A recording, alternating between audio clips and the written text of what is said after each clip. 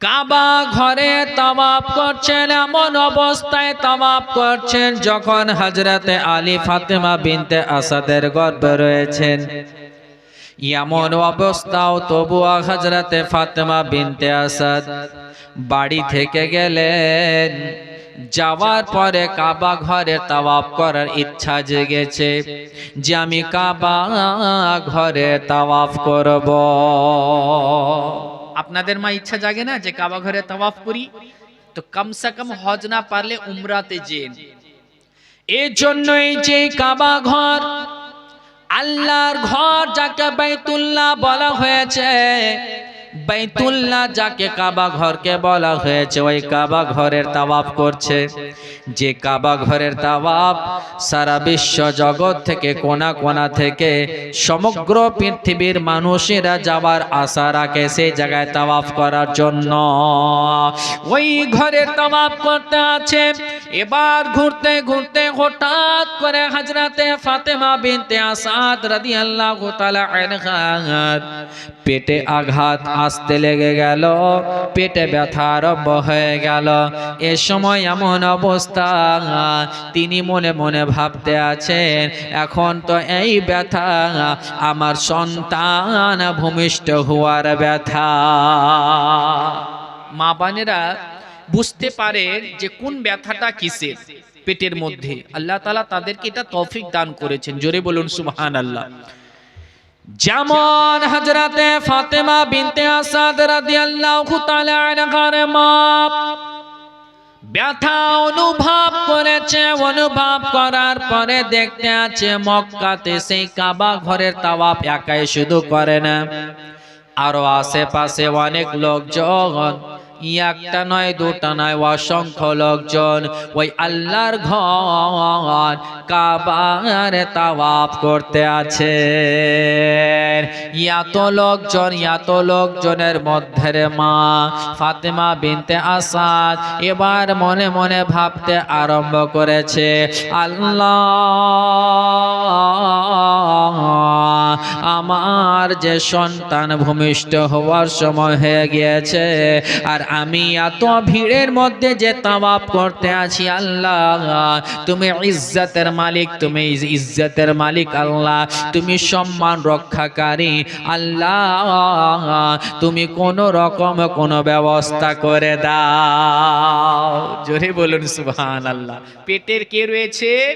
ওলি গুণের ওলি হযরতে আলী। জোরে বলুন সুবহানাল্লাহ। যেমন দিলে দিলেই ভাবা, এজন্য যে এত ভিড়ের মধ্যে কোথায় যাবে, এখন ব্যথা নিয়ে যে দূরে যাবে সেটা তার কাছে ক্ষমতা হারিয়ে যাচ্ছে। এ সময় কি হবে?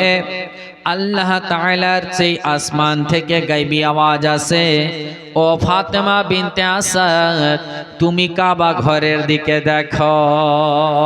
কাবা ঘরের দিকে যেমন দেখা, ওই কাবা ঘর দরজার কাছে নয় বরঞ্চ দেওয়ালের কাছে ফেটে গেল। ভিতর থেকে আওয়াজ আসতে আরম্ভ করে দিল, ও ফাতেমা তুমি এ কাবা ঘরের ভিতরে প্রবেশ করে যাও। এবার ফাতেমা বিনতে আসাদ দেখতে আছে কাবা ঘরের যেন রাস্তা হয়ে গেল ভিতরে প্রবেশ করার জন্য। এবার ফাতেমা বিনতে আসাদ তখন সঙ্গে সঙ্গে নিজের ইজ্জতকে রক্ষা করার জন্য, সন্তান ভূমিষ্ঠ করার জন্য ওই কাবা ঘরের ভিতরে প্রবেশ করে গেলেন। জোরে বলো। আল্লাহর কাছে দোয়া করছে, আর দোয়া কেন কবুল হবে না? পেটে রয়েছে ওলি গুণের ওলি হযরতে আলী। জোরে বলুন সুবহানাল্লাহ। কিতাবে বলছেন যে আজ পর্যন্ত মসজিদে কাবা ঘরের ভিতরে কারো জন্ম হয়নি, আর হবেও না। একজনেরই হয়েছে যার জন্ম কাবা ঘরে, আর শহীদ হয়েছেন মসজিদে। জোরে বলুন সুবহানাল্লাহ। যেমন ফেটে যাওয়া, এবার ফাতেমা বিনতে আসাদ সেই ঘরে প্রবেশ করলেন। প্রবেশ করে যাওয়ার পরে এবার ভিতরে যেমন চলে যাওয়া, মনখানা শান্তি হয়ে গেল।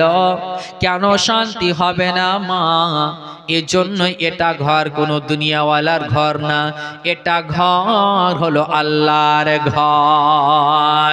যেই ঘরে হযরতে ফাতেমা বিনতে আসাদ প্রবেশ করলেন, এবার সন্তান ভূমিষ্ঠ হবে, আর সে সময় কাবা ঘরের ভিতরে হযরতে আলী রাদিয়াল্লাহু তাআলা আনহুর জন্ম হয়ে গেল। জোরে বলুন সুবহানাল্লাহ। যেমন হযরতে আলীর জন্ম হয়ে যাওয়া, হযরতে আলী দুনিয়ার বুকে আগমন হয়ে গেল। আগমন হয়ে যাওয়ার পরে এই খবরখানা বাবা আমার নবী মুস্তাফা সাল্লাল্লাহু তাআলা আলাইহি ওয়াসাল্লামের কাছে খবর পৌঁছে গেল, ইয়া হুজুর, হে মুহাম্মদ, আপনার চাচাতো ভাই হয়েছে। আমার নবীর তখন বয়স সেই সাল অনুযায়ী 30 বছর রানিং, আর হযরত আলীর তখন হচ্ছে জন্ম। জোরে বলুন সুবহানাল্লাহ। আর সেই সালটা হচ্ছে 601 খ্রিস্টাব্দ চলছে। আমার নবীর যেহেতু জন্ম কিতাবে আছে 570 খ্রিস্টাব্দ, কোন কিতাবে 571 খ্রিস্টাব্দ। অ্যাকচুয়ালি এগুলো সালের অনেক ইখতিলাফ থাকে, যেহেতু সঙ্গে সঙ্গে তো উপস্থিত ছিলেন না, একের পর এক গণনার পরে ওটা অনুমানিক করা হয়। তো আমার নবী মুস্তাফার কানে খবর পৌঁছে গেল। যেমন খবর পৌঁছে যাওয়া, আমার বিশ্ব নবী সাল্লাল্লাহু তাআলা আলাইহি ওয়াসাল্লাম ছুটে আসলেন। আসার পরে এবার দেখতে আছে যে আলীকে দেখতে আছে। প্রত্যেক মা এটা জানে, সন্তান যদি জন্ম নেওয়ার পরে ভূমিষ্ঠ হওয়ার পরে যদি চোখে না দেখে, চোখ যদি না খুলে, তাহলে তারা এটা অনুভব করে আমার সন্তান বোধহয় অন্ধ হয়েছে। এটা মনে করে না? যদি সন্তান যদি চোখ না খুলে জন্মের পরে, তাহলে ভাববে যে বোধহয় অন্ধ হয়েছে। তো হযরতে ফাতেমা বিনতে আসাদ দেখছে যে হযরতে আলীকে কোলে নিয়ে আছে, তো কিন্তু হযরতে আলী চোখ খুলছেন না। তো হযরতে ফাতেমা বিনতে আসাদের তো মনে একটা ধুকধুকি জেগে গেল যে আমার বেটার কি অন্ধ, চোখে কি দেখতে পাবে না, এরকম শুধু ভাবতে আছে, চিন্তায় চিন্তিত। যেমন নবী মুস্তাফা আসলেন, আসার পরে বিশ্ব নবী সাল্লাল্লাহু তাআলা আলাইহি ওয়াসাল্লাম হযরত আলী রাদিয়াল্লাহু তাআলা আনহুকে কোলে নিলেন। কোলে নেওয়ার পরে হযরত আলীকে আমার নবী মুস্তাফা গোসল দিলেন। জোরে বলুন সুবহানাল্লাহ।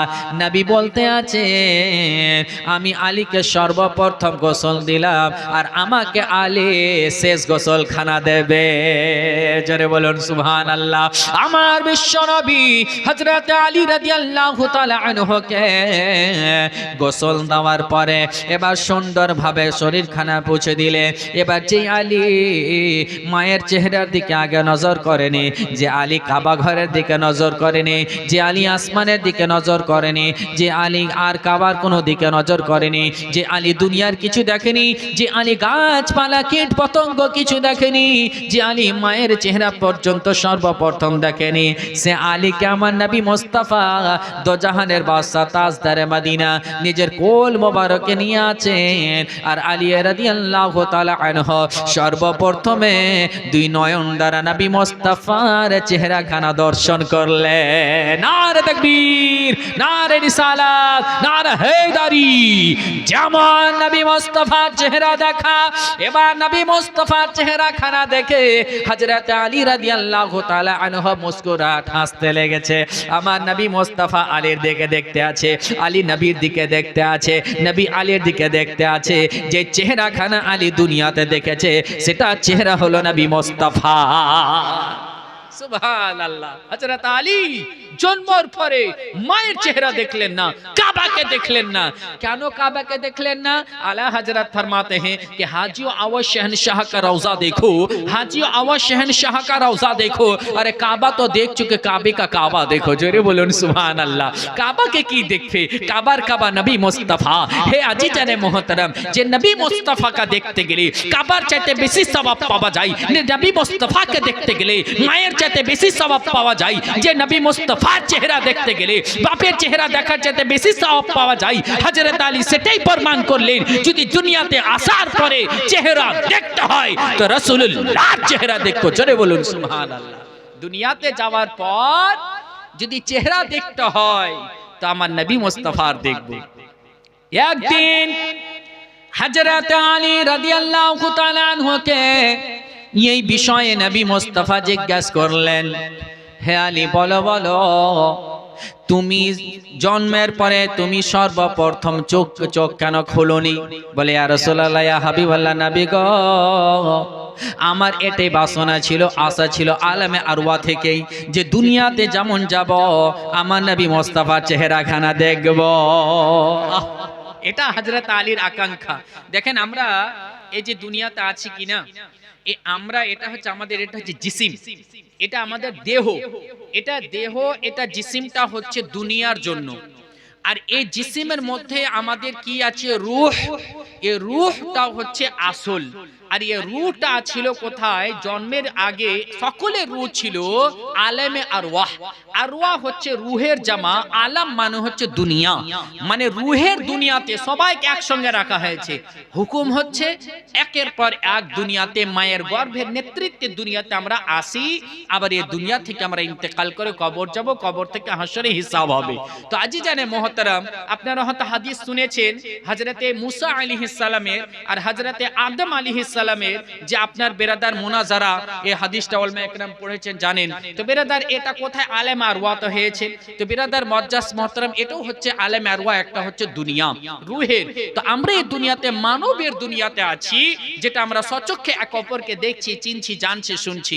আচ্ছা, এক এক সময় একটা মনে হয় না, কাউকে হয়তো কথা বলছেন, জীবনে একবারে দেখেছেন, তো মনে হচ্ছে এই লোকের সঙ্গে কখনো পরিচয় হয়েছে, এরকমটা একটা আপনার আসার হয়, মনে হচ্ছে যে কে কাউকে দেখেছি বা কথা বলেছি, মানে কনফিউজ হয়ে যাচ্ছেন, এরকমটা হয় না?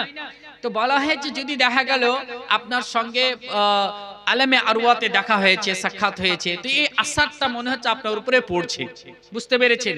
আলেমে আরওয়াতে যখন আল্লাহ তাআলা হযরত আদম আলাইহিস সালামকে দুনিয়াতে বছর দিলেন 1000 বছর জীবিত থাকার জন্য, তো হযরতে আদম আলাইহিস সালাম একটা রূহ দেখলেন, এত সুন্দর। তো হযরতে আদম আলাইহিস সালাম বলছেন, হে আল্লাহ, এই রূহটা কার? তো আল্লাহ তাআলা বললেন, যেটা ফালা নবীর রূহ। তো বলছেন, এই দুনিয়াতে হায়াত কতদিন? তো বললেন যে ইনার হায়াত হচ্ছে দুনিয়াতে 60 বছর। তো আল্লাহ তাআলাকে হযরত আদম বলছেন, ইয়া আল্লাহ, এত কম? এরকম একটা বললেন, এত কম? তো হযরতে আদম বলছেন যে আমার দুনিয়াবি বছর থেকে আমি 40 বছর ইনাকে দিয়ে দিলাম। সুবহানাল্লাহ। তো এই যে আলেমে আরওয়াতে কথাবার্তা, এটা অ্যাকচুয়ালি বোঝানোর জন্য বললাম। তো বেরাদার মুআজ্জাজ সেম, তো আলেমে আরওয়া থেকে তিনার এটা হচ্ছে আশা, যে দুনিয়াতে যাব তো নবীর চেহারা আগে দেখব। জোরে বলুন সুবহানাল্লাহ।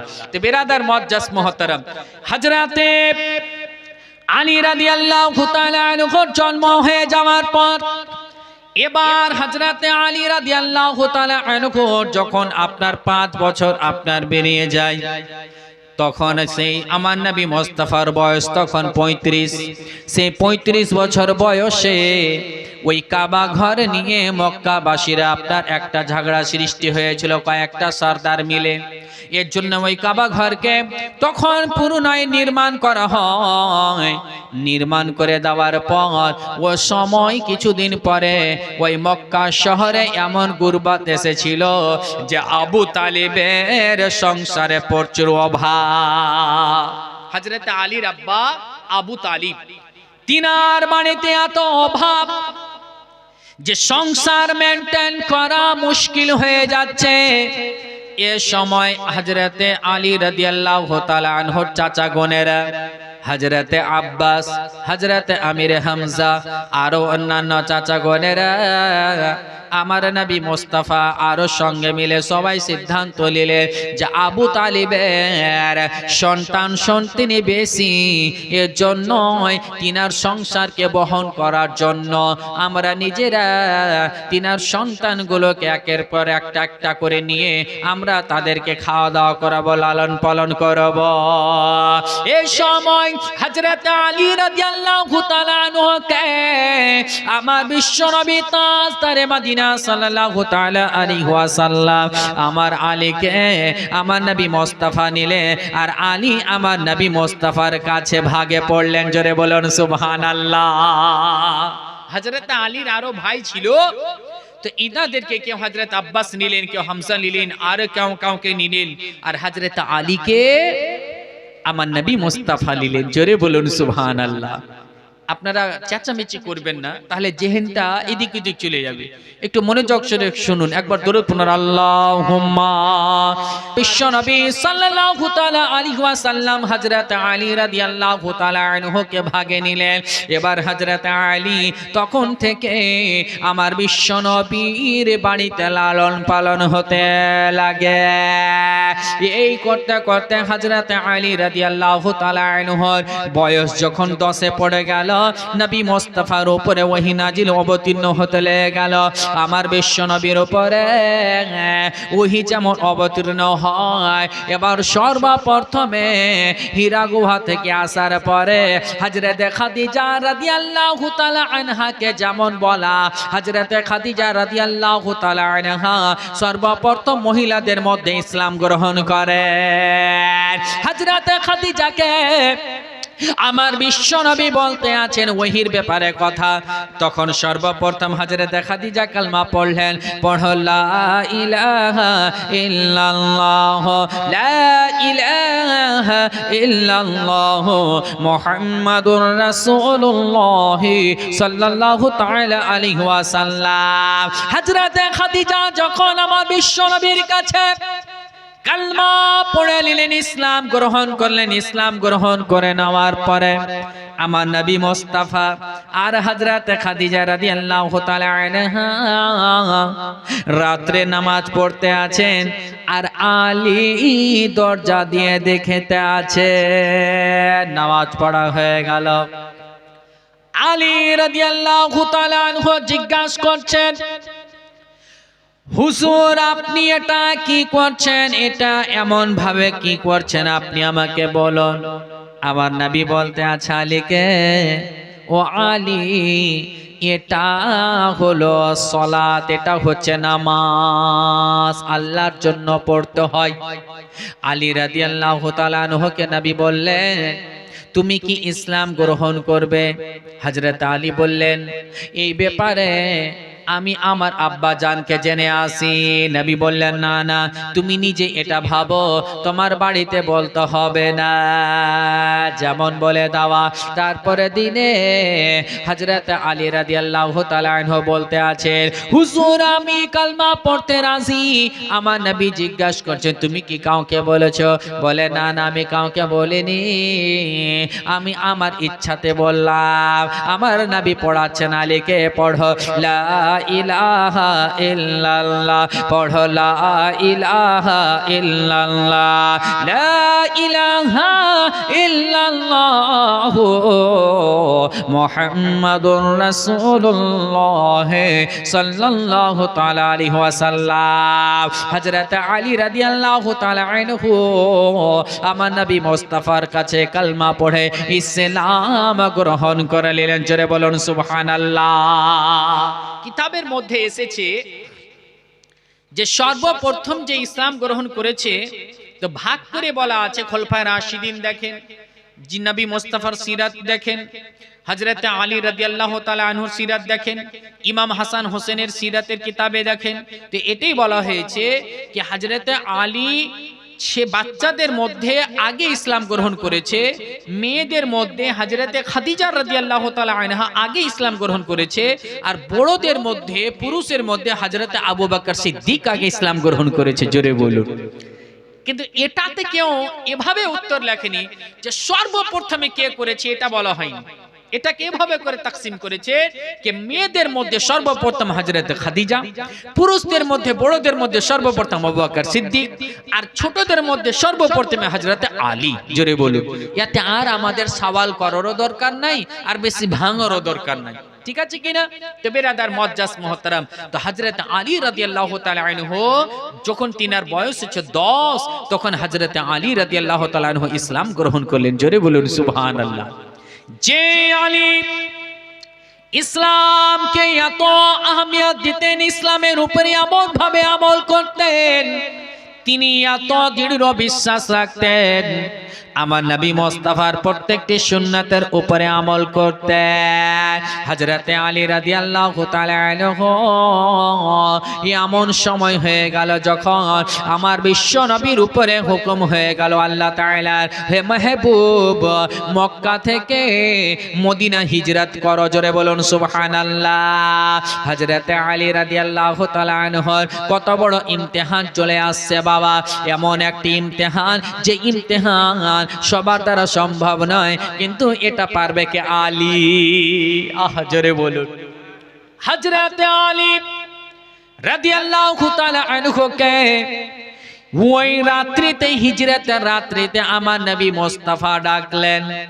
ডাকার পরে আমার নবী মুস্তাফা আলীকে বলতে আছেন, ও আলী আমি আজকে রাত্রে হিজরত করব। বলে কোথায়?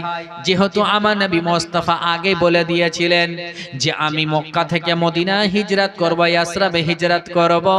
এই শোনার পর কিছু কিছু সাহাবী একরাম আগে থেকে মদিনা পৌঁছে গিয়েছিলেন, আর সেখানকার মদিনাবাসীরা তিনারও ইসলাম গ্রহণ করে নিয়েছিলেন। তিনারা এত নবী মুস্তাফাকে ভালোবাসতেন যে মদিনাতেই নবী মুস্তাফা রওজা হয়েছে, জোরে বলুন। এবার হযরত আলীকে আমার নবী মুস্তাফা বললেন, ও আলী শোনো, আমি আজকে রাত্রে যাব, তবে আলী তোমাকে কিছু দায়িত্ব দিয়ে যাব। হযরত আলী রাদিয়াল্লাহু তাআলা আনহু বলতে আছেন, ইয়া রাসূলুল্লাহ, ইয়া হাবিবাল্লাহ, কি দায়িত্ব? আমার নবী বলতে আছে, আলী শোন, এই মক্কাবাসীরা আমার কাছে কিছু কিছু আমানত রেখেছে, সেই জিনিসগুলোকে তোমাকে তাদের কাছে ফিরিয়ে দিতে হবে। আমি আজকে রাত্রে যাব, তবে আমার বিছানায় তোমাকে ঘুমাতে হবে। আলী আমি যেই বিছানায় ঘুমাই আলী, সেই বিছানায় তুমি ঘুমিয়ে যাবে, সেই বিছানায় তুমি ঘুমাবে, আর তুমি আমানতগুলো দিয়ে তুমি মদিনা তারপরে চলে আসবে। জোরে বলুন সুবহানাল্লাহ। হযরত আলীর বড় ইমতিহান, বিশাল ইমতিহান। যেমন বলে দেওয়া, আলী রাদিয়াল্লাহু তাআলা আনহু ইয়েতে রাজি হয়ে গেলেন। আমার নবী মুস্তাফা সেই রাত্রিতে মক্কা থেকে নিজের হুজরা মোবারক থেকে যেমন আপনার যাবে, আর সেই হুজরার চারো সাইডে ওই আবু জেহেলের কাফেররা তারা কিন্তু একদিক থেকে ঘিরে রয়েছে। একজন নয়, দুজন নয়, প্রায় 40 জন ব্যক্তি সেই জায়গাকে ঘিরে রয়েছে। ওই দুশমনের আমার নবী মুস্তাফাকে কতল করার জন্য দাঁড় হয়ে আছে, যে যেমনই ঘুমিয়ে থাকবে আমরা তরবারি নিয়ে যাব, আর না মুহাম্মদকে আমরা দুনিয়া থেকে শেষ করে দেব। কিন্তু না, আমার বিশ্ব নবী সাল্লাল্লাহু তাআলা আলাইহি ওয়াসাল্লাম তখন সেই হুজরা মোবারক থেকে বের হবেন, এক মুষ্টি আপনার মাটি নিলেন, মাটি নেওয়ার পরে কোরআন আয়াত পড়ে ফু দিয়ে ওই মাটিখানাকে ছিটিয়ে দিলেন। বাকি যতগুলো মুশরিকরা ছিল আমার নবীকে তারা দেখতে পেল না।